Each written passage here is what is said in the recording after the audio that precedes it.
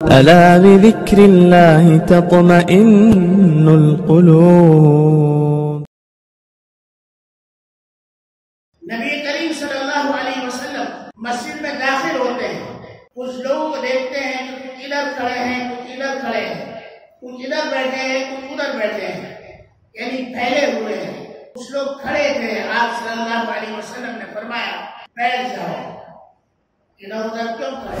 ایک صحابی، آپ نے بارہا سنا ہوگا، ایک صحابی جنگل سے لکڑی کا گٹھر لا رہے ہیں اور مسجد کے پیچھے سے گزر رہے ہیں۔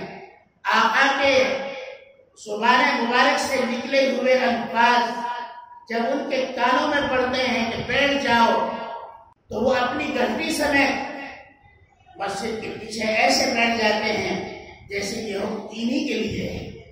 حالانکہ یہ حکم صرف ان کے لیے تھا جو مسجد میں ادھر ادھر پھر رہے، لیکن اس وقت صحابہ کرام کا اتباع کے بارے میں، نبی کریم صلی اللہ علیہ وسلم کی اطاعت کے بارے میں اتنا زیادہ اور اتنا اہم دلوں کے اندر آداب اور محبت اور عظمت تھی کہ وہ نبی کریم صلی اللہ علیہ وسلم کے الفاظ کو الفاظ نہیں سمجھتے تھے، بلکہ اس کو حکم نبی نہیں بلکہ اس کو حکم الہی سمجھتے۔ اور یہی وجہ ہے کہ اللہ تعالیٰ نے صحابہ کا مقام دنیا کے سارے انسانوں سے زیادہ بڑا کر دیا، فرما دیا دنیا کے کوئی قطب، کوئی ابدال، کوئی ولی، کوئی بزرگ صحابہ کرام کے ناخون کے برابر بھی نہیں ہے۔